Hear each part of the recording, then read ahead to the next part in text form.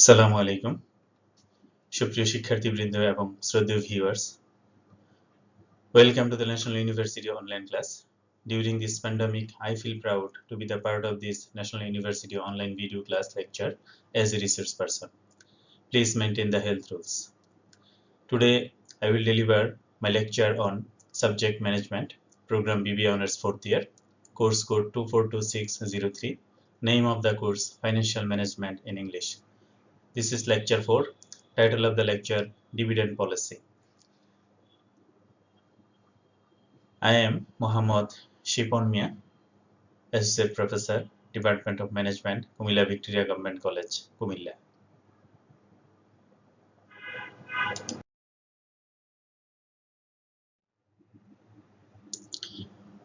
সুপ্রিয় শিক্ষার্থীরা, আজকে আমাদের আলোচনার মূল বিষয়বস্তু হলো ডিভিডেন্ড পলিসির approaches to the dividend policy, discussing Walter's model with business application, analyzing Gordon's model with dividend decisions, explaining model with business application. মূলত এই তিনটি মডেল নিয়ে আজকে আমরা আলোচনা করব।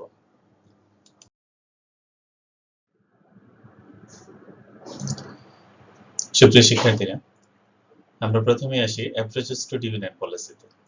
এখানে অ্যাপ্রোচেস টু ডিভিডেন্ড পলিসি দুটি ভিন্ন দৃষ্টিভঙ্গি থেকে আলোচনা করা হয়।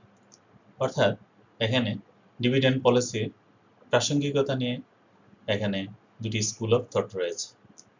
কিছু কিছু আর্থিক বিশেষজ্ঞ মনে করেন যে ডিভিডেন্ড সংক্রান্ত সিদ্ধান্তগুলো একটি প্রতিষ্ঠানের মূল্যকে বা ভবিষ্যৎ গ্রোথকে বা ইপিএসকে প্রভাবিত করে। এদেরকে বলা হয় রেলিভেন্স থিওরি। আর রেলিভেন্স থিওরিগুলির মধ্যে দুটি বিখ্যাত থিওরি হলো ওয়াল্টার্স মডেল এবং গর্ডনস মডেল। আর আরেকদল বিশেষজ্ঞ মনে করেন যে ডিভিডেন্ড সংক্রান্ত সিদ্ধান্ত একটি প্রতিষ্ঠানের মূল্যকে, ফিউচার ভ্যালুকে বা ফিউচার গ্রোথকে বা ইপিএসকে প্রভাবিত করে না। এদেরকে বলা হয় ইরিলেভেন্স ডিভিডেন্ড পলিসি। এখানে ডিভিডেন্ডকে রিসিডিউয়াল হিসেবে বিবেচনা করা হয় মডেল বা মডিফাইড মডেল। মূলত এখানে মডেলটি হলো বিখ্যাত। অর্থাৎ ইরিলেভেন্স ডিভিডেন্ড পলিসিকে ব্যাখ্যা করার জন্য যে মডেল ব্যবহার করা হয় সে মডেলটি হলো Modigliani and Miller model. Modigliani and Miller মনে করেন যে ডিভিডেন্ড পলিসি একটি প্রতিষ্ঠানের মূল্যের সাথে বা একটি প্রতিষ্ঠানের শেয়ার মূল্যকে প্রভাবিত করে না, এই জন্য এটা হলো ইরিলেভেন্স থিওরি। এখানে নিচের যে চিত্র দুটি দেখা যাচ্ছে, দেখো প্রথম চিত্রটাতে যে trade of between ডিভিডেন্ডস now and capital growth in the future. অর্থাৎ এখানে দেখো, এখানে দুটি ভার্টিক্যাল এক্সিসে টোটাল ডিভিডেন্ডস এবং হরাইজন্টাল এক্সিসেও টোটাল ডিভিডেন্ডস দেখানো হয়েছে। দেখো এখানে ডিভিডেন্ড যখন হাই এবং এখানে গ্রোথ, দেখো গ্রোথ, এটা হলো গ্রোথ হলো low growth, dividend high low growth. তাহলে এখানে কি বোঝাচ্ছে? High dividend payout, low future growth. অর্থাৎ একটি প্রতিষ্ঠান যখন বেশি হারে ডিভিডেন্ড দেয় তখন তার ফিউচার গ্রোথ হলো কম, পোর। আবার একইভাবে একটি প্রতিষ্ঠানের ডিভিডেন্ড হলো এখানে, তো একটি প্রতিষ্ঠান যখন ডিভিডেন্ড খুব বেশি দেয়, অর্থাৎ লো ডিভিডেন্ড গ্রোথ, ডিভিডেন্ড যখন খুব কম দেয় তখন তার ফিউচার গ্রোথ হয় হাই ফিউচার গ্রোথ। তাহলে ডিভিডেন্ড দেওয়া এবং না দেওয়ার সিদ্ধান্ত একটি প্রতিষ্ঠানের গ্রোথকে প্রভাবিত করে। এই চিত্রটা দিয়ে তাই ব্যাখ্যা করা হয়েছে। অর্থাৎ এই চিত্রটা ডিভিডেন্ড রেলিভেন্স থিওরিকে সমর্থন করে। আর পাশের চিত্রটা দেখা যাচ্ছে, দেখো যে ডিভিডেন্ড পে আউট রেশিও, এটাকে প্রভাবিত করে প্রফিটেবিলিটি, সাইজ, একটি প্রতিষ্ঠানের যে ট্যাক্স প্রদান করে সেই ট্যাক্স, ইনভেস্টমেন্ট অপরচুনিটিস এবং লাইফ সাইকেল স্টেজ, অর্থাৎ প্রতিষ্ঠানটা কোন স্টেজে আছে। তাহলে এই ফ্যাক্টরগুলো ডিভিডেন্ড পে আউট রেশিওকে প্রভাবিত করে। অর্থাৎ ডিভিডেন্ড পে আউট রেশিওর সাথে ফিউচার গ্রোথ বা একটি প্রতিষ্ঠানের মূল্য বা ইপিএস এর কোনো সম্পর্ক নেই। তাহলে সম্পর্ক হলো এই ফ্যাক্টরসগুলো। অর্থাৎ এই চিত্রটা ডিভিডেন্ড ইরিলেভেন্সকে ডিভিডেন্ড ইরিলেভেন্সকে সমর্থন করছে। তাহলে আমরা এখানে বুঝতে পারলাম যে ডিভিডেন্ড অ্যাপ্রোচগুলো ব্যাখ্যা করার জন্য দুটি স্কুল অফ থট রয়েছে, একটি রিলিভেন্স ডিভিডেন্ড পলিসি আর একটি রিলিভেন্স ডিভিডেন্ড পলিসি। মূলত এখানে এই তিনটি মডেল নিয়ে আমরা আলোচনা করব।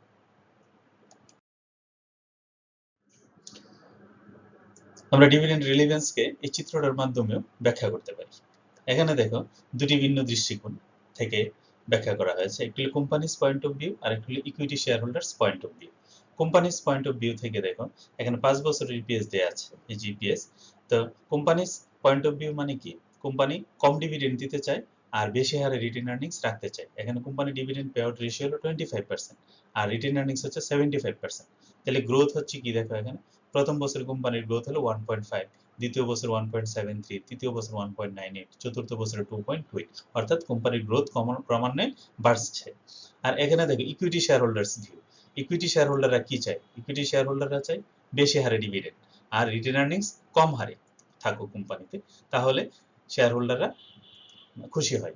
তাহলে এখানে যদি কোম্পানি বেশি হারে ডিভিডেন্ড দেয়, অর্থাৎ 75% যদি ডিভিডেন্ড দেয়, তাহলে কোম্পানির গ্রোথ দেখো এখানে 0.5, দ্বিতীয় বছর কোম্পানির গ্রোথ হলো 1.58, তৃতীয় বছর 1.81, চতুর্থ বছরে 2.08, পঞ্চম বছরে 2.48। তাহলে আমরা এই গ্রোথটা যদি আমরা এই গ্রোথের সাথে তুলনা করি, অর্থাৎ কোম্পানিজ পয়েন্ট অফ ভিউর সাথে যদি আমরা ইকুইটি শেয়ার হোল্ডার্সের ভিউটাকে তুলনা করি, কি দেখা যায় এখানে? দেখা এখানে কোম্পানির গ্রোথ যে হারে বাড়ছে আর ইকুইটি শেয়ার হোল্ডার্সের ভিউ থেকে যদি বেশি হারে ডিভিডেন্ড দেওয়া হয়, তাহলে কোম্পানির গ্রোথ কিন্তু তার চেয়ে কম হারে বাড়ছে। এখন এই যে এখানে ইপিএস ও কম হারে বাড়ছে, এখানে কিন্তু ইপিএস বেশি হারে বাড়ছে, অর্থাৎ প্রতিষ্ঠানের যেহেতু গ্রোথ বেশি হচ্ছে, ইপিএস বেশি হচ্ছে। আর এখানে প্রতিষ্ঠানের যেহেতু গ্রোথ কম হচ্ছে, ইপিএসও কম হচ্ছে। তাহলে এখানে কি দেখা যাচ্ছে? যে প্রতিষ্ঠানের ডিভিডেন্ড সিদ্ধান্তের সাথে কোম্পানির ইপিএস বা গ্রোথের সম্পর্ক রয়েছে। অর্থাৎ এই টেবিলটি কোম্পানিজ পয়েন্ট অফ ভিউ কিংবা ইকুইটি শেয়ার হোল্ডার্স ভিউ, আমরা যে দৃষ্টিকোণ থেকে দেখি না কেন, শেয়ার হোল্ডারদের ভিউ থেকে কিংবা কোম্পানিজ পয়েন্ট অফ ভিউ থেকে আমরা বলতে পারি যে কোম্পানি ডিভিডেন্ড পলিসি শেয়ার কোম্পানির গ্রোথকে প্রভাবিত করে। অর্থাৎ এই টেবিলটা দিয়ে রেলিভেন্স থিওরিকে সমর্থন করা হচ্ছে।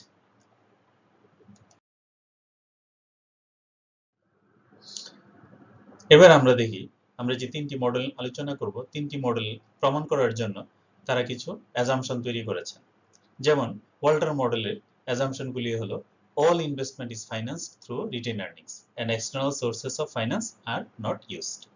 অর্থাৎ ওয়াল্টার বলতেছে যে কোম্পানি তার নতুন বিনিয়োগ অপরচুনিটিগুলোর জন্য সে রিটেন আর্নিংসকে ব্যবহার করবে, সে এক্সটার্নাল সোর্স ব্যবহার করবে না। এখানে এক্সটার্নাল সোর্স মানে কি? এক্সটার্নাল সোর্স হলো কোম্পানি ঋণ মূলধন ব্যবহার করতে পারবে না। তারপর বলা হচ্ছে the firm has an indefinite life, অর্থাৎ একটি প্রতিষ্ঠানের জীবনকাল হলো অসীম। All earnings are either distributed or internally invested. ওয়াল্টারের মতে একটি প্রতিষ্ঠান হয় তার রিটেন আর্নিংস পুরোটা বিনিয়োগ করবে অথবা পুরোটা বন্টন করে দিবে ডিভিডেন্ড আকারে। The business risks of the firm remains constant, i.e. R and K remain constant।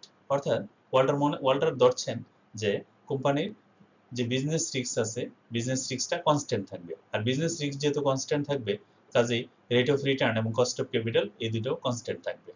আর গর্ডনস মডেলে কি অ্যাজাম্পশন দেওয়া হয়েছে দেখো, the firm is in all equity firm, i.e. For example no debt. অর্থাৎ গর্ডন বলছে যে প্রতিষ্ঠানটি হবে অল ইকুইটি ফার্ম, অর্থাৎ সে এখানে ডেট ব্যবহার করতে পারবে না, মানে ওয়াল্টারের মতোই সেও এক্সটার্নাল ফাইন্যান্স, এক্সটার্নাল সোর্স ব্যবহার করবে না। No external financing is available, consequently retained earnings would be used to finance any expansion of the fund। অর্থাৎ গর্ডনস মডেল ওয়াল্টারের মতোই বলতেছে যে কোম্পানি তার রিটেন আর্নিংসকে ব্যবহার করবে। Constant return which ignores diminishing marginal efficiency of investment. এখানে বলা হচ্ছে, গর্ডন বলতেছে যে কোম্পানির রিটার্ন কনস্ট্যান্ট থাকবে, অর্থাৎ এখানে ওয়াল্টার মডেলের মতোই গর্ডনের মডেলও একই রকম। কনস্ট্যান্ট কস্ট অফ ক্যাপিটাল, অর্থাৎ কস্ট অফ ক্যাপিটালও কনস্ট্যান্ট থাকবে। তাইলে আমরা এখানে কি দেখতে পাচ্ছি? ওয়াল্টার মডেল এবং গর্ডন মডেলের অ্যাজাম্পশন গুলো মোটামুটি একই রকম। মডিগ্লিয়ানি এন্ড মিলার অ্যাপ্রোচ, অর্থাৎ এমএম মডেল, সে কি অ্যাজাম্পশন করছে দেখো, there are perfect capital market and investors have rationally. অর্থাৎ মডিগ্লিয়ানি এন্ড মিলার বলতেছে যে ক্যাপিটাল মার্কেট, অর্থাৎ প্রতিষ্ঠানগুলো যে মার্কেট থেকে মূলধন সংগ্রহ করবে সে মার্কেটটা হবে পারফেক্ট। অর্থাৎ এখানে কোম্পানি শেয়ার এবং শেয়ারের মূল্য বিবেচনা করা হবে, শেয়ারের মূল্য নির্ধারণ করা হবে ডিমান্ড এবং সাপ্লাইয়ের ভিত্তিতে। অর্থাৎ এখানে ইনভেস্টররা রেশনাল আচরণ করবে, ইনভেস্টররা এখানে বেশি রিস্ক নিতে চাইবে না, আবার কম রিস্কও নিবে না। Information is available to all, অর্থাৎ শেয়ার মার্কেটের যে ইনফরমেশন এটা সবার কাছে ইনফরমেশন সমান হারে থাকবে এবং এই ইনফরমেশনের জন্য কোনো কস্ট বহন করতে হবে না। No investor is large enough to effect the market price of share, অর্থাৎ কোনো ইনভেস্টরই ফার্মের মার্কেটকে প্রভাবিত করতে পারবে না। There are no flotation cost and transaction cost, অর্থাৎ মার্কেটে কোনো ফ্লোটেশন কস্ট থাকবে না বা ট্রানজাকশন কস্টও থাকবে না। There is no tax, Miller বলতেছে যে মার্কেটে কোনো ট্যাক্সও থাকবে না। The firm has rigid investment policy and not subject to change, অর্থাৎ প্রতিষ্ঠানে ইনভেস্টমেন্ট পলিসি থাকবে রিজিড, অর্থাৎ একবার যে প্রতিষ্ঠান ইনভেস্টমেন্ট পলিসি তৈরি করবে সেটা আর সে চেঞ্জ করবে না। there is no uncertainty in respect of future investment বলতেছে যে ফিউচার ইনভেস্টমেন্টের ক্ষেত্রে কোনো আনসার্টেনটি থাকবে না এবং প্রফিট সংক্রান্ত বিষয়েও কোনো আনসার্টেনটি থাকবে না every investor is certain about future investment and profits অর্থাৎ প্রত্যেক বিনিয়োগকারী তার ভবিষ্যৎ বিনিয়োগ সম্পর্কে এবং প্রফিট সম্পর্কে নিশ্চিত থাকবে আর এখানে বলা হচ্ছে যে যে আর ইজ ইকুয়াল টু কে অর্থাৎ rate of return cost of equity সমান তাহলে এখানে মডিগ্লিয়ান মিলার অ্যাপ্রোচের যে অ্যাজাম্পশনগুলি ধরা হয়েছে এই অ্যাজাম্পশনগুলো ওয়াল্টার মডেল এবং গর্ডন মডেলের অ্যাজাম্পশনগুলো থেকে একটু ডিফারেন্ট এখন আমরা দেখব এই মডেলগুলোর মাধ্যমে ডিভিডেন্ড পলিসি কিভাবে প্রভাবিত হয় তাহলে আমরা শুরুতেই আসি ওয়াল্টার মডেলস এখানে এই যে দেখো ওয়াল্টার যে মডেলটা সে ম্যাথমেটিক্যালি এই মডেলটি তৈরি করেছেন তাহলে এখানে P is equal to D plus R is divided by cost of equity into E minus D whole divided by KE মানে cost of equity এখানে P মানে হলো market price of the equity share D মানে হলো dividend per share R হলো internal rate of return আর KE হলো cost of equity E হলো আর্নিংস পার শেয়ার আর D হলো ডিভিডেন্ড পার শেয়ার তাহলে এই যে মডেলটা এই মডেলটা হলো ওয়াল্টারের মডেল আর এটা হলো গর্ডনের মডেল গর্ডনের মডেল কি বলতেছে P is equal to E into 1 minus B is divided by KE minus BR অর্থাৎ এখানে P হলো price of equity share E হলো আর্নিংস পার শেয়ার আর 1 মাইনাস B হলো রিটেনশন রেশিও অর্থাৎ ইকুইটি টোটাল যে written earnings আছে written earnings যে হারে রাখা হয় সেটা হলো রিটেনশন রেশিও আর যেটা প্রদান করা হয় সেটা হলো পে আউট রেশিও তাহলে B হলো এখানে রিটেনশন রেশিও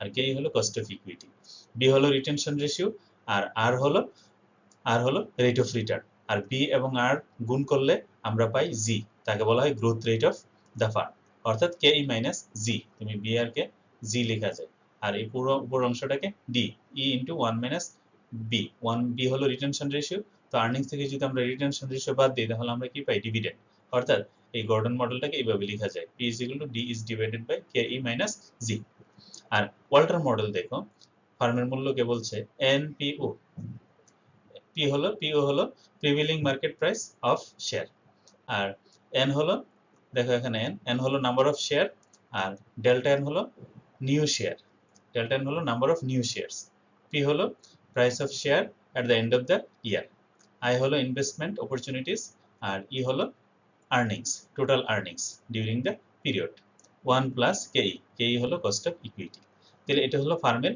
মোট মূল্য ফার্মের মোট ভ্যালু টোটাল ভ্যালুকে ইন্ডিকেট করছে তাহলে এখানে তিনটা মডেলকে যদি আমরা একটু দেখি তোমরা একটু সূক্ষ্মভাবে দেখো যে প্রথম মডেলটাতে এখানে কোম্পানির শেয়ারের প্রাইস P আর এখানে ডিভিডেন্ডের অস্তিত্ব আছে প্রাইস ডিভিডেন্ডের অস্তিত্ব প্লাস কিংবা মাইনাস কিন্তু ডিভিডেন্ড আছে ঠিক একইভাবে গর্ডন মডেলেও দেখো প্রাইসের সাথে ডিভিডেন্ড প্রাইস লেফট সাইডে আর ডিভিডেন্ড আছে রাইট সাইডে অর্থাৎ এখানে প্রাইস এবং ডিভিডেন্ড রাইট সাইড এবং লেফট সাইডে থাকার মানে কি এই থাকার মানে হলো এই মডেলটাতে ডিভিডেন্ডের অস্তিত্ব আছে মানে ডিভিডেন্ড শেয়ার প্রাইসকে প্রভাবিত করে অর্থাৎ এটা রিলিভেন্স ডিভিডেন্ড এখানে রিলিভেন্স ঠিক একইভাবে গর্ডন মডেলটাতে দেখো এখনো ডি এর অস্তিত্ব আছে ডি মানে ডিভিডেন্ডের অস্তিত্ব আছে ডিভিডেন্ড প্রাইসকে প্রভাবিত করে অর্থাৎ এটাও রিলিভেন্স আর ওয়াল্টার মডেল এমএম মডেলে দেখো এখানে ডি এর কোনো অস্তিত্ব নেই অর্থাৎ ডিভিডেন্ড কোম্পানির মূল্যকে প্রভাবিত করে না অর্থাৎ এটা যে ইররিলেভেন্স থিওরি এটা মডেলটা দেখি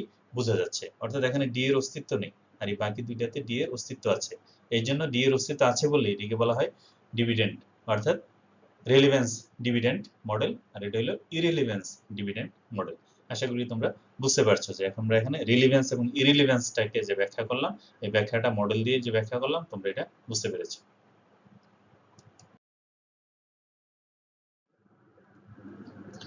এবার আসো আমরা শুরুতে আসি Walter model the relevance of dividend policy তাহলে প্রথম মডেলটা হলো ওয়াল্টার মডেল হ্যাঁ এখানে দেখো there exist three principal arguments in support of dividend relevance অর্থাৎ ডিভিডেন্ড যে রিলিভেন্স অর্থাৎ ডিভিডেন্ড সংক্রান্ত সিদ্ধান্ত যে কোম্পানির মূল্যকে বা শেয়ার মূল্যকে প্রভাবিত করে এর পিছনে তিনটি প্রিন্সিপালকে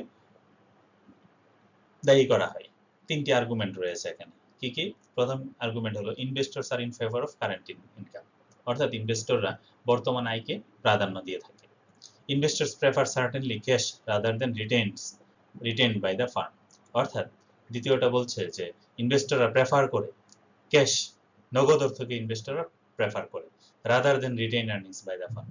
অর্থাৎ প্রতিষ্ঠান সংরক্ষিত আয় রেখে ভবিষ্যতে তাদেরকে বেশি হারে ডিভিডেন্ড দিবে শেয়ার হোল্ডাররা, এটার চেয়ে কারেন্ট নগদ যে অর্থ পাওয়া যায় সেটা কি প্রেফার করে। থার্ড হলো dividend announcement reflect the ম্যানেজমেন্টস expectation of the future. অর্থাৎ ডিভিডেন্ড সংক্রান্ত যে ঘোষণা সেটা ম্যানেজমেন্টের অর্থাৎ কোম্পানি ব্যবস্থাপনার ভবিষ্যৎ প্রত্যাশাকে রিফ্লেক্ট করে, প্রভাবিত করে বা রিফ্লেক্ট করে, মানে তাদের ভবিষ্যৎ যে এক্সপেকটেশন সেই এক্সপেকটেশনকে প্রস্ফুটিত করে। তাহলে এখানে তিনটি আর্গুমেন্ট রয়েছে। এই তিনটি আর্গুমেন্টের কারণে ডিভিডেন্ড পলিসিকে রেলিভেন্ট মনে করছেন এই ওয়াল্টার মডেল এবং গর্ডন মডেল। আচ্ছা, এবার আসো ওয়াল্টার মডেল নিয়ে আমরা একটু আলোচনা করি। ওয়াল্টার মডেল কি বলছে? The dividend policy given by James E. Walter considered that dividends are relevant and they do affect the share price. Walter প্রথমেই বলছে যে ডিভিডেন্ড রেলিভেন্ট, অর্থাৎ কোম্পানি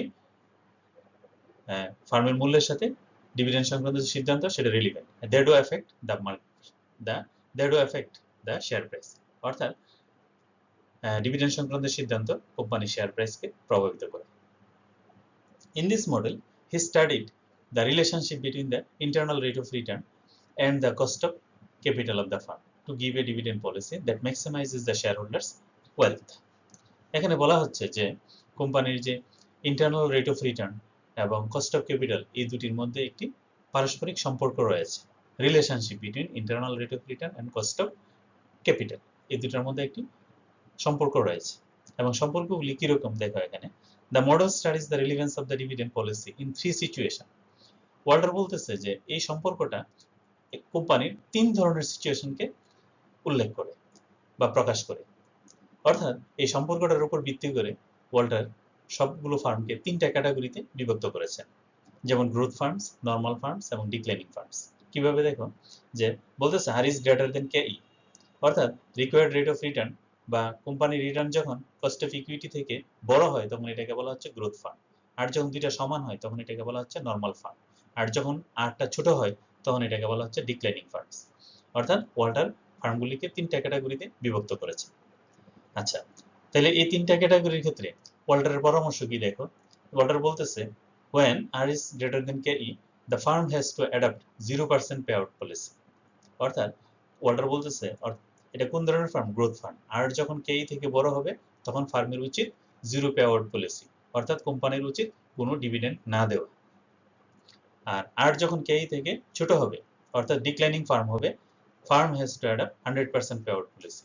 অর্থাৎ ডিক্লাইনিং ফার্মের ক্ষেত্রে ফার্মের উচিত 100% পে আউট পলিসি, অর্থাৎ পরিপূর্ণ 100% ডিভিডেন্ড দেওয়া, কোনো রিটেন আর্নিংস রাখার পক্ষে নয়।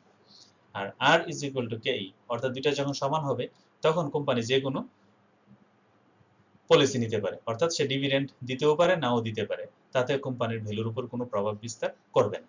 তাহলে এই তিনটা সিচুয়েশনের জন্য ওয়াল্টার এই যে তিনটা পরামর্শ দিয়েছেন এগুলি যদি পরিপূর্ণভাবে পালন করা হয় তাহলে কোম্পানির শেয়ারের মূল্য হবে সর্বোচ্চ। এবার ওয়াল্টার মডেলটাকে আমরা একটা উদাহরণের মাধ্যমে ব্যাখ্যা করব। আমরা ইলাস্ট্রেশনটা আসি। দেখো আমরা প্রথম ইলাস্ট্রেশনটা এক্সপ্লেন করি। Compute the market price of equity share on the basis of following information provided by X Company Limited by using Walter model। অর্থাৎ এখানে X Company Limited এর ইকুইটি শেয়ার এবং মার্কেট প্রাইস সংক্রান্ত কিছু তথ্য দেওয়া আছে। এই তথ্যগুলির উপর ভিত্তি করে আমরা ওয়াল্টার মডেল ব্যবহার করব এবং ওয়াল্টার মডেল ব্যবহার করে আমরা কোম্পানির market price of share, market price of equity share নির্ণয় করব, অর্থাৎ প্রতিষ্ঠানের ইকুইটি শেয়ারের মূল্য বের করব। কি কি ইনফরমেশন দেওয়া আছে? ইন্টারনাল রেট অফ রিটার্ন কত? 12%। ইপিএস কত? ইপিএস 60 টাকা। Rate of return 8%। Dividend pay out ratio is 0%, 40%, 80% and 100%। অর্থাৎ পে আউট রেশিও এখানে চারটা সিচুয়েশন রয়েছে, 0%, 40%, 80% এবং 100%। আর এই ইনফরমেশনগুলো দেওয়া আছে। তাহলে প্রথমে আমরা মনে করি যে ওয়াল্টার মডেলটা কি। এই যে ওয়াল্টার মডেলটা মনে আছে তোমাদের, ওয়াল্টার মডেলটাকে আমরা এইভাবেও লিখতে পারি। P is equal to D divided by cost of equity plus R into E minus D is divided by KE is whole divided by KE। তাহলে এই মানগুলো আমরা বসে প্রাইস বের করি, শেয়ার প্রাইস। তাহলে কয়টা সিচুয়েশনে শেয়ার প্রাইস বের করব? চারটা সিচুয়েশনে। 0, পে আউট রেশিও যখন 0, 40%, 80% এবং 100%। তাহলে আমরা চারটা সিচুয়েশন এখানে লিখলাম। প্রথম সিচুয়েশনে 0% পে আউট রেশিও, দ্বিতীয় সিচুয়েশনে 40%, থার্ড সিচুয়েশনে 80% এবং fourth situation 100% pay out ratio. আচ্ছা, তারপরে কার কার মান লাগবে? ডি এর মান লাগবে, কে এর মান লাগবে। তাহলে ডি কত আমাদের? 0% যদি পে আউট রেশিও হয় তাহলে আমাদের ডিভিডেন্ড 0, আর 40% যদি পে আউট রেশিও হয় তাহলে 40%, তাহলে ইপিএস কত? 60 টাকা। তো 60 টাকার 40% কত? 60 টাকার 40% হলো 24 টাকা। ঠিক একইভাবে 60 টাকার 80% কত? 48 টাকা। 60 টাকার 100% কত? 60 টাকা। তাহলে আমরা ডিভিডেন্ড পেয়ে গেলাম এখানে ডি। এবার আসো কে, কেই মানে হলো এই যে আমাদের কে এর মান দেওয়া আছে ইন্টারনাল রেট অফ রিটার্ন, এটা হলো আমাদের cost of equity. Cost of equity কত? 12%। তাহলে 12% আমরা লিখি কেই 12%। এরপর আমরা লিখবো কি? আর এর মান, এই যে আর কি? Rate of return. Rate of return কত? 8%। তাহলে রেট অফ রিটার্ন লিখলাম আমরা 8%। এরপরে আমাদের দরকার কি? কি? আর্নিংস মানে ইপিএস। ইপিএস কত? 60 টাকা। তাহলে এই যে 60 টাকা আমরা এখানে লিখলাম।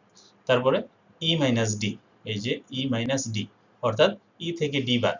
ই হলো ইপিএস আর ডি হলো এই যে ডিভিডেন্ড। তাহলে এখানে ই হলো 60 আর ডিভিডেন্ড হলো 0, তাহলে বাদ দিলে 60। ই হলো 60, ডি হলো 24, বাদ দিলে হলো 36। একইভাবে ই হলো 60, ডি হলো 48, বাদ দিলে থাকে 12। এখানে ই হলো 60, ডিভিডেন্ডও 60, তাহলে থাকে হলো 0। আচ্ছা, তাহলে ই মাইনাস ডি এবং সবগুলো মানই আমরা পেয়ে গেলাম। এখন এই সূত্রতে মানগুলো বসাইলে আমরা কি পাই? প্রাইস অফ ইকুইটি হলো প্রথম সিচুয়েশন হলো 333.4, 40% যদি আমরা পে আউট দিই তখন হলো 400, আর 80% যখন আমরা পে আউট রেশিও তখন মূল্য হলো 467, আর 100% যখন মূল্য হলো 500। তাহলে এখানে দেখো, এখানে ডিভিডেন্ড পে আউট রেশিও ফার্মের মূল্যকে প্রভাবিত করছে। আর করছে মানে কি? এখানে আমরা কিভাবে করাটাকে মূল্যায়ন করব? দেখো এখানে তোমাদের মনে আছে যে ওয়াল্টার 3টা সিচুয়েশন বলেছে, একটা গ্রোথ ফার্ম, একটা নর্মাল ফার্ম, আর হলো ডিক্লাইনিং ফার্ম। অর্থাৎ আর এখানে কে এবং আর এই দুটোর মধ্যে তুলনা করে আমরা বলবো এটা কোন ধরনের ফার্ম। এখানে কে হলো 12% আর হলো 8%। তাহলে আর কি কে এর থেকে ছোট? আর যখন কে থেকে ছোট হয় এটা হলো ডিক্লাইনিং ফার্ম। আর ডিক্লাইনিং ফার্মের মধ্যে পূর্ববর্তী স্লাইডে আমরা দেখেছি যে ডিক্লাইনিং ফার্মের ক্ষেত্রে ওয়াল্টারের পরামর্শ হলো 100% পে আউট দিলে ফার্মের মূল্য হবে সর্বোচ্চ। তাহলে এখানে দেখো পে আউট 100%, পে আউট যখন 100% ফার্মের মূল্য হলো 500 টাকা, প্রতিটা শেয়ারের মূল্য হলো 500 টাকা। আর এর কমে হলো দেখো যখন পে আউট রেশিও 0% তখন ফার্মের মূল্য হলো সবচেয়ে কম 333 টাকা। এভাবে যখন পে আউট রেশিও যখন বাড়ছে শেয়ারের দামও বাড়ছে, এবং সর্বোচ্চ হলো 100% পে আউট দিলে ফার্মের মূল্য হলো সর্বোচ্চ। তাহলে এখানে কি দেখলাম যে ডিক্লাইনিং ফার্মের ক্ষেত্রে ওয়াল্টারের পরামর্শ অনুযায়ী 100% যদি ডিভিডেন্ড দেয় তাহলে ফার্মের মূল্য হবে সবচেয়ে বেশি। তাহলে এখানে মূলত কি বোঝা গেল? যে শেয়ারের মূল্য ফার্মের ডিভিডেন্ড প্রদানের সিদ্ধান্ত ফার্মের মূল্যকে বা শেয়ারের মূল্যকে প্রভাবিত করে। আশা করি বুঝতে পেরেছি।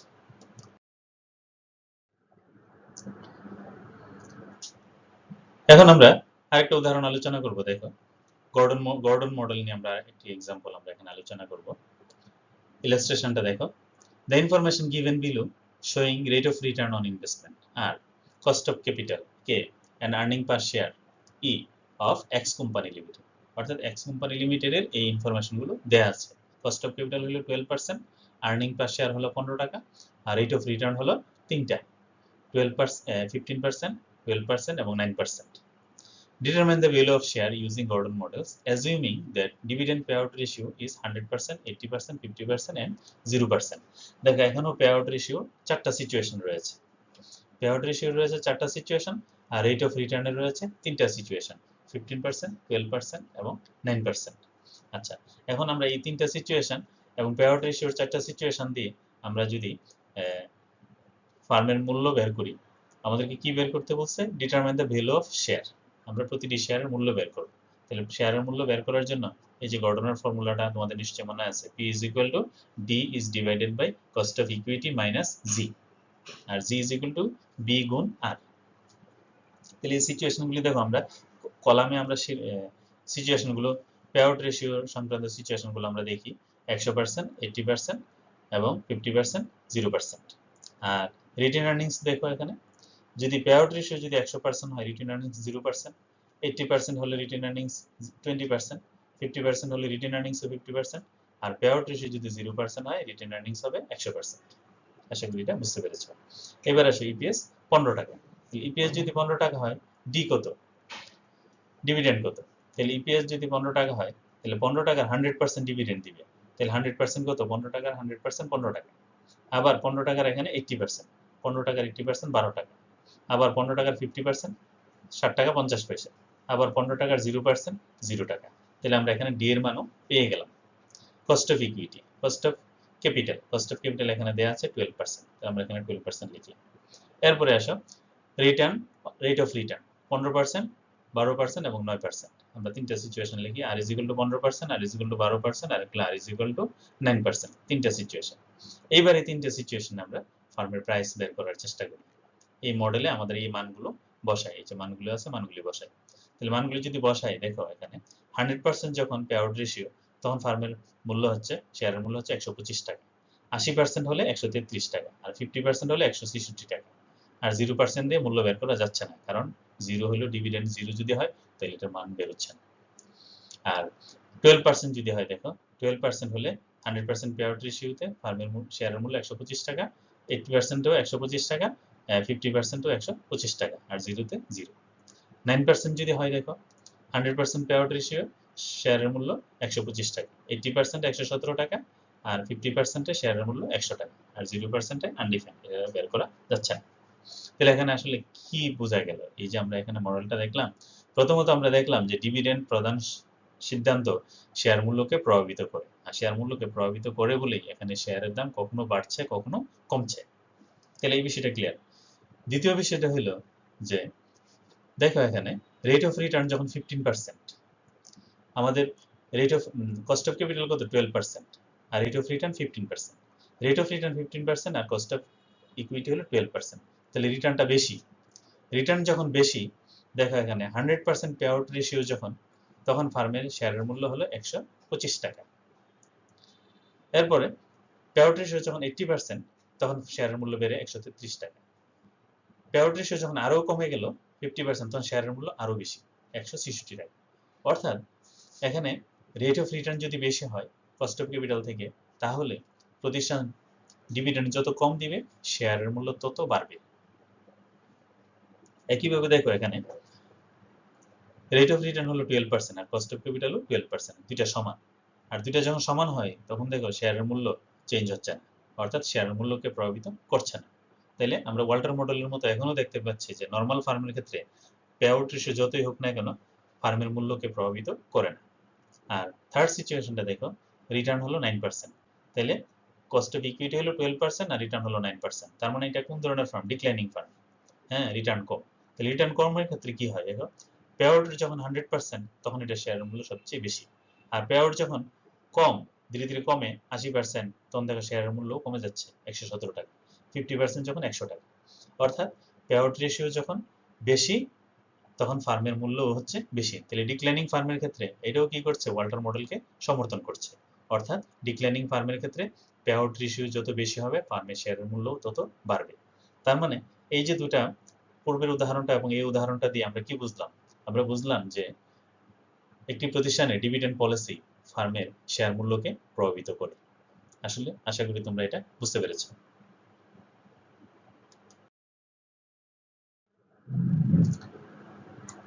প্রিয় শিক্ষার্থীরা, এখন আমরা আলোচনা করব MM model, Modigliani and Miller model. এই মডিগ্লিয়ানি মিলার মডেলটি হলো ডিভিডেন্ড পলিসির ক্ষেত্রে ইররিলেভেন্স অফ ডিভিডেন্ড পলিসি। অর্থাৎ মডিগ্লিয়ানি অ্যান্ড মিলার মনে করেন যে একটি প্রতিষ্ঠানের ডিভিডেন্ড সংক্রান্ত সিদ্ধান্ত প্রতিষ্ঠানের মূল্যকে বা শেয়ার মূল্যকে প্রভাবিত করে না। এই জন্য এটাকে বলা হয় ইররিলেভেন্স অফ ডিভিডেন্ড পলিসি। অর্থাৎ ডিভিডেন্ড পলিসি এখানে ইররিলেভেন্স। যেমন এখানে ওয়াল্টার এবং গর্ডন তাদের মডেল দ্বারা প্রমাণ করেছেন যে একটি প্রতিষ্ঠানের ডিভিডেন্ড সংক্রান্ত সিদ্ধান্ত ফার্মের মূল্যকে প্রভাবিত করে। আর এখানে এমএম তার মডেল দ্বারা প্রমাণ করেছেন যে ফার্মের মূল্যকে ডিভিডেন্ড সংক্রান্ত সিদ্ধান্তগুলো প্রভাবিত করে না। এখানে এমএম মডেলটি প্রমাণ করার জন্য আমরা এখানে কয়েকটা স্টেপ ব্যবহার করব। ফার্স্ট স্টেপ, সেকেন্ড স্টেপ এবং থার্ড স্টেপ। প্রথম স্টেপে দেখো এখানে the market price of a share in the beginning of the period is equal to the present value of dividends paid at the end of the period plus the market price of the share at the end of the period. এখানে কি বলছেন যে market price of the beginning of the period, market price of the beginning of period হলো P not is equal কার সমান, to the present value of the dividend paid, present value of the dividend at the end of the period, at the end of the period dividend কে আমরা D1 দ্বারা প্রকাশ করি, plus the market price of the share at the end, তাহলে বছরের শেষে যে market price of the share তাকে আমরা প্রকাশ করি P1 দ্বারা। তাহলে বছরের শেষে কোম্পানি শেয়ার থেকে কি পায়, শেয়ার হোল্ডাররা কি পায়, ডিভিডেন্ড, সেই ডিভিডেন্ডটাকে প্রকাশ করা হয় D1 দ্বারা, অর্থাৎ এটা হলো at the end of the period, dividend at the end of the period, আর P1 হলো price of share at the end of the period। তাহলে এই দুইটার যোগফলকে ডিসকাউন্টিং করে প্রেজেন্ট ভ্যালুতে কনভার্ট করলে যে প্রেজেন্ট ভ্যালুটা বেরোবে সেই প্রেজেন্ট ভ্যালুটা আজকের মূল্যের সমান। তার মানে এখানে ডিভিডেন্ড দেওয়া এবং না দেওয়া কিন্তু শেয়ারের মূল্যকে প্রভাবিত করছে না। হ্যাঁ, তো দেখো এখানে এটা হলো মডেলের প্রথম step, D1 plus P1 is divided by 1 plus KE। এখানে KE 1 প্লাস KE মানে কি, এখানে এক বছর পরে যে ডিভিডেন্ড দেওয়া হবে এবং এক বছর পরে যে শেয়ারের মূল্য হবে সেটাকে ডিসকাউন্টিং করে আজকের মূল্যে বা বর্তমান মূল্যে প্রকাশ করা হচ্ছে, এটা হলো পি নট। আমরা এটাকে যদি বজ্রগুণ করি আর ক্রস মাল্টিপ্লিকেশন করি তাহলে এখানে আমরা এইভাবে লিখতে পারি এটাকে P1 is equal to P not into 1 plus KE minus D1। এখানে পি নট হলো market price per share at the beginning of the period বা prevailing market price of a share, অর্থাৎ বর্তমানে যে শেয়ারের বাজারে যে শেয়ারের মূল্য সেটা হলো পি নট, আর D1 হলো dividend to be receive at the end of the period, অর্থাৎ এন্ড অফ দ্য পিরিয়ড মানে বছরের শেষে যে ডিভিডেন্ডটা রিসিভ করা হবে বা পাওয়া যাবে এক্সপেক্ট করা হচ্ছে সেই ডিভিডেন্ড হলো D1, আর P1 হলো market price at the end of the period, অর্থাৎ বছরের শেষে কোম্পানি শেয়ারের যে মার্কেট প্রাইস হবে সেই মার্কেট প্রাইস হলো P1 বছরের শেষে, আর KE হলো cost of equity capital or rate of capitalisation, অর্থাৎ KE হলো কস্ট অফ ক্যাপিটাল বা ইকুইটি ক্যাপিটাল। তাহলে এটা হলো প্রথম স্টেপ। সেকেন্ড স্টেপে দেখো বলা হচ্ছে the total amount raised through new shares issued would be, the total amount raised through new shares issued would be delta n P1 is equal to I minus E minus n D1। এর মানে কি, অর্থাৎ এর মানে হলো company যদি নতুন investment করতে যায়, ওয়াল্টারের মধ্যে কোম্পানি যদি নতুন ইনভেস্টমেন্ট করে তাহলে সে অর্থ পাবে কোথায়, সে অর্থ সে নিবে রিটেন আর্নিংস থেকে, একটা হলো রিটেন আর্নিংস থেকে সে সংগ্রহ করবে, আর একটা হলো নতুন শেয়ার ইস্যু করে সংগ্রহ করবে। তাহলে এখানে ডেল্টা এন হলো নতুন যে শেয়ার ইস্যু করবে সেই শেয়ারের সংখ্যা, ডেল্টা এন হলো নতুন শেয়ার, কোম্পানি যে বাজারে নতুন শেয়ার ইস্যু করবে কতটি নতুন শেয়ার ইস্যু করবে তার সংখ্যা হলো ডেল্টা এন, আর P1 হলো বছরের শেষে কোম্পানির যে শেয়ারের প্রাইস সেটা হলো P1, অর্থাৎ বছরের শেষে কোম্পানি যে শেয়ার ইস্যু করবে তার টোটাল মূল্য কত হবে সেটা হলো delta N P1 is equal to I minus E minus n D1। I হলো ইনভেস্টমেন্ট, অর্থাৎ কোম্পানি বছরের শেষে টোটাল কত টাকা ইনভেস্ট করবে সেই ইনভেস্ট হলো I, মাইনাস E হলো earnings of the farm during the period, অর্থাৎ কোম্পানি গত এক বছরে তার অ্যাকাউন্টিং ইয়ারে সে যত টাকা আর্ন হয়েছে, অর্থাৎ তার টোটাল যে earnings available for common share holders, তোমরা জানো যে শেয়ার হোল্ডারদের জন্য টোটাল কত টাকা আছে সেটা হলো E। হ্যাঁ, আর এন D1 হলো এক্সিস্টিং শেয়ার, কোম্পানির এক্সিস্টিং শেয়ারের সংখ্যা হলো n, আর D1 হলো বছরের শেষে কোম্পানি যে টোটাল ডিভিডেন্ড দিবে প্রতি শেয়ারের বিপরীতে সেই ডিভিডেন্ডের পরিমাণ হলো D1। তাহলে এন D1 হলো টোটাল ডিভিডেন্ড, অর্থাৎ টোটাল কোম্পানির বছরের শেষে তার যে বর্তমান যে শেয়ারের সংখ্যা এবং প্রতি শেয়ারের বিপরীতে ডিভিডেন্ড, এই ডিভিডেন্ড এবং শেয়ারের সংখ্যা গুণ করলে আমরা পেয়ে যাব টোটাল ডিভিডেন্ড। তাহলে এটা হলো টোটাল ডিভিডেন্ড আর এটা হলো টোটাল আর্নিংস। তাহলে টোটাল আর্নিংস থেকে টোটাল ডিভিডেন্ড বাদ দিলে কি পাওয়া যায়, টোটাল আর্নিংস থেকে টোটাল ডিভিডেন্ড বাদ দিলে পাওয়া যায় রিটেইন আর্নিংস। তাহলে রিটেইন আর্নিংস, কোম্পানি ইনভেস্টমেন্ট থেকে রিটেইন আর্নিংসটা বাদ দেওয়ার পরে যে অর্থটা অবশিষ্ট থাকবে সেই পরিমাণ অর্থই কোম্পানিকে নতুন শেয়ার ইস্যু করে সংগ্রহ করতে হবে। আবারও বলছি, কোম্পানি টোটাল কতটি শেয়ার ইস্যু করবে, দেখো এখানে যদি এটাকে আমরা এই ডেল্টা এন কে যদি আমরা বাম পাশে নিয়ে যাই তাহলে এটা কি পি এর সাথে সম্পর্ক কি গুণ, তাহলে P1 কে আমরা যদি এই পাশে নিয়ে আসি তাহলে এই পাশে আসলে এটা কি হবে, ভাগ হবে। তাহলে I minus E minus n D1 is divided by P1, অর্থাৎ ডেল্টা এন হলো নতুন শেয়ার ইস্যুর সংখ্যা, অর্থাৎ কোম্পানি তার ইনভেস্টমেন্ট অপরচুনিটি যে আছে সেটা অ্যাভেল করার জন্য কোম্পানিকে কতটা নতুন শেয়ার ইস্যু করতে হবে, অর্থাৎ কোম্পানির বর্তমান শেয়ার হলো এন আর ডেল্টা এন হলো নতুন শেয়ার। তাহলে ডেল্টা এন দিয়ে আমরা বুঝতে পারি যে কোম্পানি নতুন কতটা শেয়ার ইস্যু করবে, সেটা হলো ডেল্টা এন। তাহলে এটা দিয়ে আমরা বুঝবো কত টাকা শেয়ার, টোটাল কত টাকা শেয়ার ইস্যু করবে, আর ডেল্টা এন হলো কতটা শেয়ার ইস্যু করবে। তাহলে এটা বোঝাচ্ছে টাকার পরিমাণ আর এটা পুরো বোঝাচ্ছে শেয়ারের পরিমাণ। তাহলে আমরা এখান থেকে দুইটা জিনিস বের করতে পারবো, একটা হলো কত টাকা শেয়ার ইস্যু করতে হবে, আর একটা হলো টোটাল কতটি শেয়ার ইস্যু করতে হবে। আচ্ছা, তাহলে এখানে এই প্রতীকগুলোর মানে আমরা এখানে লিখেছি, দেখো delta NP1 amount obtained from the sale of new shares, I is equal to total amount বা রিকোয়ার্ড অফ ক্যাপিটাল বাজেট। অর্থাৎ এই আই হলো টোটাল ইনভেস্টমেন্ট, কোম্পানি যত টাকা ইনভেস্ট করবে তার পরিমাণ, আর ই হলো earnings of the farm during the period, কোম্পানির টোটাল ইপিএস এর সংখ্যা। ND1 হলো টোটাল ডিভিডেন্ডের পরিমাণ, আর ই মাইনাস ND1 হলো রিটেইনড আর্নিংস। এখানে আমরা যেটা বলেছি ই মাইনাস ND1 হলো রিটেইনড আর্নিংস। তো এই হলো স্টেপ 2। তাহলে স্টেপ 1 থেকে আমরা বের করতে পারবো কোম্পানির শেয়ারের প্রাইস, বর্তমান প্রাইস, ভবিষ্যৎ প্রাইস, এক বছর পরের প্রাইস, এই দুইটা আমরা এখান থেকে বের করতে পারবো। অর্থাৎ এক বছর পরের প্রাইসটা আমরা এখান থেকে বের করতে পারবো, আর এখান থেকে আমরা বের করতে পারবো কত টাকার মূলধন সংগ্রহ করতে হবে, কত টাকার মূলধন, কত টাকা শেয়ার ইস্যু করতে হবে এবং কতটা শেয়ার ইস্যু করতে হবে নতুন করে। আর থার্ড স্টেপে দেখো, থার্ড স্টেপে আমরা বের করবো the value of the farm, ফার্মের ভ্যালু। তাহলে ফার্মের ভ্যালুর ফর্মুলাটা দেখো এখানে NP1, NPO, N হলো টোটাল নাম্বার অফ শেয়ারস, আর PO হলো কোম্পানির share price, existing share price. তাহলে NP1 টোটাল ভ্যালু, ফার্মের total value NP1 is equal to N plus delta N। N হলো এক্সিস্টিং শেয়ার আর ডেল্টা N হলো new share, এই যে আমরা এখান থেকে যে নতুন শেয়ার পেয়েছি। N হলো এক্সিস্টিং শেয়ার আর ডেল্টা N হলো নিউ শেয়ার। তাহলে এই দুইটা মিলে কি হলো টোটাল শেয়ার। তাহলে টোটাল শেয়ারকে বছরের শেষে যে মূল্যটা সেটা হলো P1। তাহলে N plus delta N into P1, অর্থাৎ ফার্মের টোটাল শেয়ারের মূল্য মাইনাস যে ইনভেস্টমেন্টটা করবে সেই ইনভেস্টমেন্টটা, প্লাস তার যে আর্নিংস হবে সেই আর্নিংসটা যোগ করা। তাহলে ইনভেস্টমেন্টটা বিয়োগ আর আর্নিংসটা যোগ, is divided by 1 plus KE। 1 plus KE মানে কি, এটাকে ডিসকাউন্টিং করে প্রেজেন্ট ভ্যালুতে কনভার্ট করা হচ্ছে, অর্থাৎ প্রেজেন্ট ভ্যালুটা কি আজকের মূল্য, ফার্মের আজকের মূল্য। তাহলে এই ফর্মুলাটা দিয়ে আমরা বের করব ফার্মের আজকের শেয়ারের মূল্য।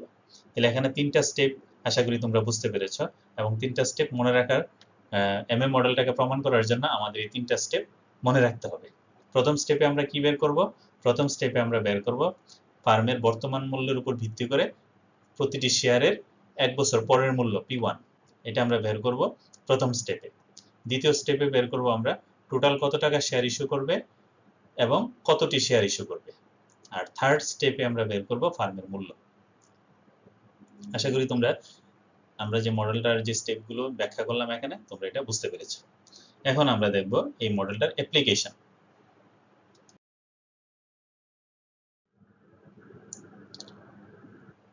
প্রিয় শিক্ষার্থীরা, এখন আমরা MM মডেলকে একটি উদাহরণের মাধ্যমে এক্সপ্লেন করার চেষ্টা করব। তোমরা একটু খেয়াল করো যে illustration, X company limited operates in an industry which carry risks at the rate of 12%. The company currently has share capital of 5 lakh, 5,000 shares of Taka 100 each. The company wants to declare a dividend of Taka 10 per share.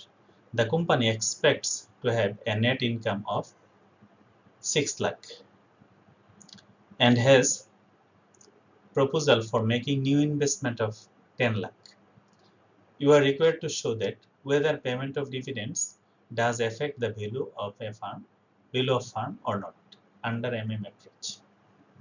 এখানে কি বলা হয়েছে দেখো, যে x company এমন একটা ইন্ডাস্ট্রিতে operate করছে যার রেট অফ রিটার্ন হচ্ছে 12%।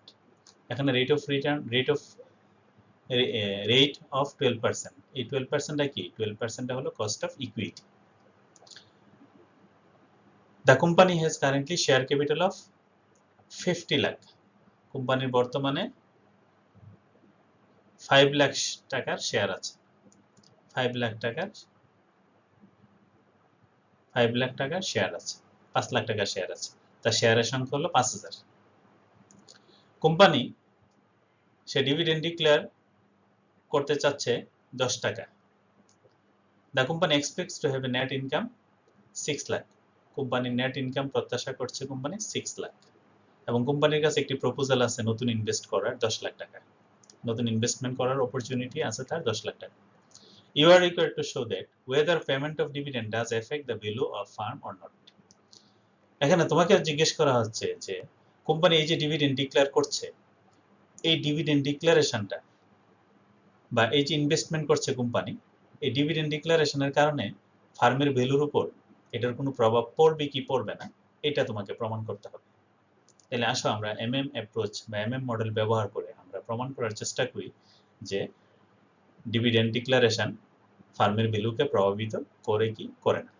তাহলে শুরুতেই আমরা আসি। দেখো এখানে আমাদের স্টেপগুলি মনে আছে, আমরা 3টা স্টেপের কথা বলেছি, ফার্স্ট স্টেপ, সেকেন্ড স্টেপ এবং থার্ড স্টেপ। আমরা এখানে সিরিয়াল নাম্বার অনুযায়ী লিখেছি। সেকেন্ড হলো dividend is paid, dividend is not paid. আমরা দুইটা সিচুয়েশন দেখব, ডিভিডেন্ড দিলে কি হবে আর ডিভিডেন্ড না দিলে কি হবে। এই টেবিলটা তোমরা একটু মনোযোগ দিয়ে দেখো। আমাদের প্রথম গিভেন ইনফরমেশন কি? গিভেন ইনফরমেশন হলো current value of share. Current value হলো পি নট, প্রতিটা শেয়ারের বর্তমান মূল্য কত? 100 টাকা করে। Dividend paid at the end of the period, end of the period ডিভিডেন্ডটাকে আমরা ডি1 দ্বারা প্রকাশ করি, আর এটা ডিক্লেয়ার করা হয়েছে কত? ডিক্লেয়ার করতে চাচ্ছে 10 টাকা। তাহলে ডি1 হলো 10 টাকা। Earnings of the current year, company বর্তমান বছরে কত টাকা আর্নিংস হয়েছে? তার 6 লাখ। এই যে ই হলো 6 লাখ, আর তার ইনভেস্টমেন্ট অপরচুনিটি কত? 10 লাখ। ইনভেস্টমেন্ট হলো 10 লাখ, আর কস্ট অফ ইকুইটি হলো 12%। এই হলো গিভেন ইনফরমেশন। এই ইনফরমেশনগুলোর উপর ভিত্তি করে আমরা এমএম মডেলটাকে প্রমাণ করার চেষ্টা করব। তাহলে শুরুতেই আমরা বের করব পি1 এর মান। পি1 আমরা জানি, এর পূর্ববর্তী স্লাইডে আমরা দেখেছি পি1 এর ফর্মুলাটা, P not into 1 plus K E in minus D. তাহলে আমরা এখানে প্রত্যেকটা মানই জানি। পি নট হলো 100, কে ই হলো 12%, আর ডি1 হলো 10 টাকা।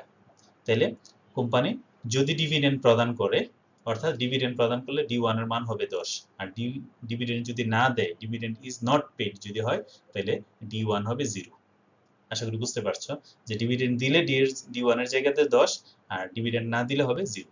তাহলে কোম্পানি যদি ডিভিডেন্ড দেয় তাহলে পি1 কত? 102 টাকা, আর ডিভিডেন্ড না দিলে কোম্পানির পি1 হলো 112 টাকা।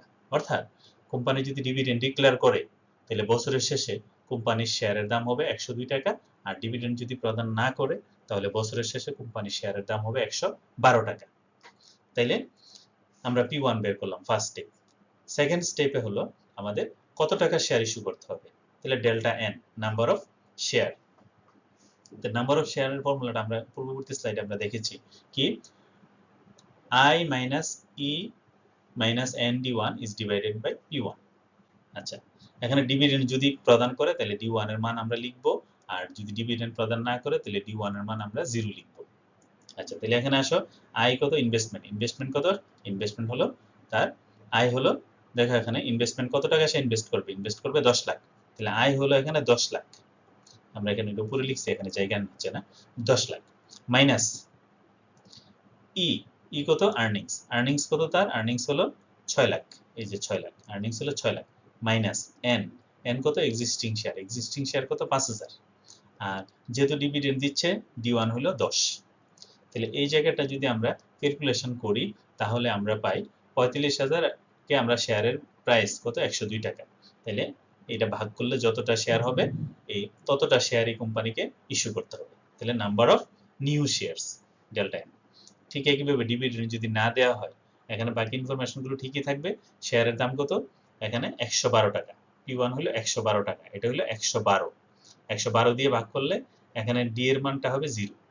তো ডি এর মানটা যদি 0 হয়, এখানে 4 লাখকে যদি আমরা 112 দিয়ে ভাগ করি তাহলে যতটা শেয়ার হবে ততটা শেয়ারই কোম্পানিকে নতুন ইস্যু করতে হবে। অর্থাৎ দেখো, কোম্পানি যদি ডিভিডেন্ড প্রদান করে তাহলে তাকে বেশি সংখ্যক শেয়ার ইস্যু করতে হবে, আর ডিভিডেন্ড যদি প্রদান না করে তাহলে কোম্পানিকে কম সংখ্যক শেয়ার ইস্যু করতে হবে। তাহলে আশা করি এই জায়গাটা বুঝতে পেরেছো। এবার আসো থার্ড স্টেপে, value of the farm. Value of the ফার্মের ফর্মুলাটা কি আমাদের? ভ্যালু অফ দ্য ফার্মের ফর্মুলাটা হলো NPO, NP naught is equal to n plus delta n into p1 minus I plus e is divided by 1 plus cost of equity। তাহলে এখানে দেখো ডেল্টা n, n কি? n হলো পুরনো শেয়ার। পুরনো শেয়ার কত? 5000। আর নতুন শেয়ার কত? নতুন শেয়ার হলো এই যে 4,50,000 ডিভাইডেড 102। 4,50,000 ডিভাইডেড 102। আর পরে পি1 কি? পি1 হলো শেয়ারের মূল্য কত? 102 টাকা করে, এই যে গুণ 102। আর ইনভেস্টমেন্ট হলো 10 লাখ, আর ইএ হলো 6 লাখ। এটার ভাগ দিব আমরা কি দিয়ে 1 প্লাস কে, 1 প্লাস কে, কে হলো কত 12%, 12% মানে 1.12, আর 1.12 সাথে 1 যোগ করলে 1.12। তাহলে এই জায়গাটা যদি আমরা ক্যালকুলেশন করি তাহলে আমরা পাই 5 লাখ, অর্থাৎ এনপি নট অর্থাৎ ফার্মের মূল্য হলো 5 লাখ। আর ডিভিডেন্ড যদি প্রদান না করা হয়, দেখো এখানে ঠিক একইভাবে মানগুলো আমরা বসাই। ডেল এন হলো 5000 আর ডেল্টা এন হলো এই যে 4 lakh divided by 112 into P1 এর মান কত 112, আর ইনভেস্টমেন্ট হলো 10 লাখ, আর ই এর মান হলো 6 লাখ। এটাকে আমরা ভাগ দিব 1.12 দিয়ে, ভাগ দিলে কত আসে 5 লাখ। তাহলে দেখো ডিভিডেন্ড প্রদান না করলেও ফার্মের মূল্য 5 লাখ টাকা, আর ডিভিডেন্ড প্রদান করলেও ফার্মের মূল্য 5 লাখ টাকা। তাহলে এখানে আমরা আলটিমেটলি কি দেখতে পাচ্ছি? আলটিমেটলি আমরা দেখতে পাচ্ছি যে কোম্পানি ডিভিডেন্ড প্রদান করলেও ডিভিডেন্ড ফার্মের মূল্য 5 লাখ টাকা, আর ডিভিডেন্ড প্রদান না করলেও ফার্মের মূল্য 5 লাখ টাকা। তার মানে কি? তার মানে ডিভিডেন্ড সিদ্ধান্ত ফার্মের মূল্যকে প্রভাবিত করছে না। এটাই হলো এমএম মডেলের প্রমাণ। এমএম কি বলতে যাচ্ছে? এমএম বলতে যাচ্ছে যে ডিভিডেন্ড সিদ্ধান্ত ফার্মের মূল্যকে প্রভাবিত করে না, এবং এটা প্রমাণ করার জন্য তারা যে মডেল প্রদান করেছেন সেই মডেলের মাধ্যমে আমরা এখানে প্রমাণ করতে সক্ষম হয়েছি যে ডিভিডেন্ড সিদ্ধান্ত ফার্মের মূল্যকে প্রভাবিত করে না। আশা করি তোমরা এই ধরনের কোনো প্রবলেম যদি তোমাদের পরীক্ষায় আসে তাহলে তোমরা ভালোভাবে অ্যান্সার করতে পারবে। তাহলে এখানে মূল জিনিসগুলো মনে রাখতে হবে যে আমরা এমএম মডেলকে আমরা এখানে কয়টা স্টেজে আমরা প্রমাণ করেছি, কয়টা স্টেজ ব্যবহার করেছি, 3টা স্টেজ। অনেক সময় তোমাদের পরীক্ষায় আসে ফার্মের শেয়ারের মূল্য বের করো, বা নতুন কতটি শেয়ার ইস্যু করতে হবে সেটা বের করো, বা কত টাকা শেয়ার ইস্যু করতে হবে সেটা বের করো, ফার্মের ভ্যালু কত হবে সেটা বের করো, ডিভিডেন্ড দিলে কত হবে, ডিভিডেন্ড না দিলে কত হবে। এগুলো তোমাদের বিভিন্নভাবে প্রশ্ন করা হতে পারে। তোমরা যদি এই কনসেপ্টটা যদি বুঝে থাকো তাহলে তোমরা এমএম মডেল সংক্রান্ত যে কোনো প্রশ্নের উত্তর দিতে পারবে। আশা করি তোমরা এটা ক্লিয়ারলি বুঝতে পেরেছো।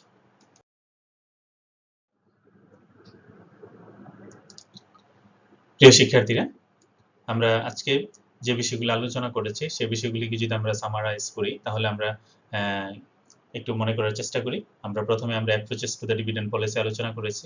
অ্যাপ্রোচেস টু দ্য ডিভিডেন্ড পলিসিতে আমরা কি আলোচনা করেছি? দুটি স্কুল অফ থট আলোচনা করেছি, একটি রিলেভেন্স অফ ডিভিডেন্ড পলিসি আর একটি রিলেভেন্স অফ ডিভিডেন্ড পলিসি। এই রিলেভেন্স অফ ডিভিডেন্ড পলিসিতে আমরা ব্যাখ্যা করেছি এমএম মডেলকে, আর রিলেভেন্স ডিভিডেন্ড পলিসিতে আমরা ব্যাখ্যা করেছি ওয়াল্টার মডেল এবং গর্ডন মডেলকে।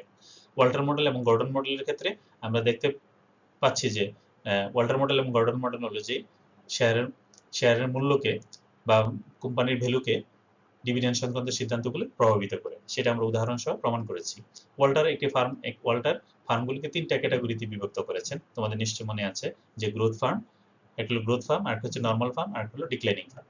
তো গ্রোথ ফার্মের ক্ষেত্রে আমরা কি দেখেছি?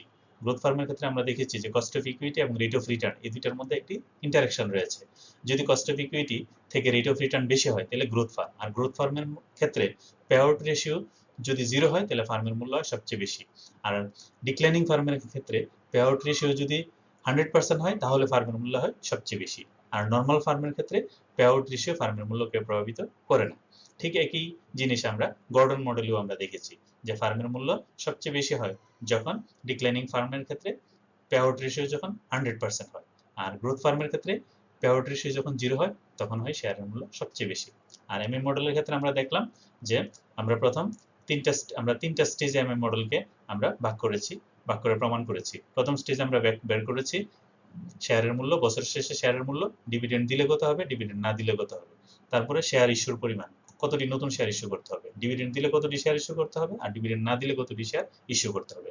তারপরে আমরা দেখেছি ডিভিডেন্ড দিলে ফার্মের মূল্য কত, আর ডিভিডেন্ড না দিলে ফার্মের মূল্য কত। তাহলে দুটির ক্ষেত্রে আমরা দেখেছি যে ডিভিডেন্ড দিলে ফার্মের মূল্য যা, ডিভিডেন্ড না দিলেও ফার্মের মূল্য তা। তাহলে আমরা ক্লিয়ারলি বুঝতে পারছি যে এখানে গর্ডন মডেল এবং ওয়াল্টার মডেল অনুযায়ী ডিভিডেন্ড পলিসি ফার্মের মূল্যকে বা শেয়ার প্রাইসকে প্রভাবিত করে, আর এমএম মডেল অনুযায়ী ফার্মের মূল্যকে ডিভিডেন্ড পলিসি প্রভাবিত করে না। ধন্যবাদ সবাইকে মনোযোগ দিয়ে আজকের লেকচার শোনার জন্য। সবাই ভালো থাকো। ধন্যবাদ।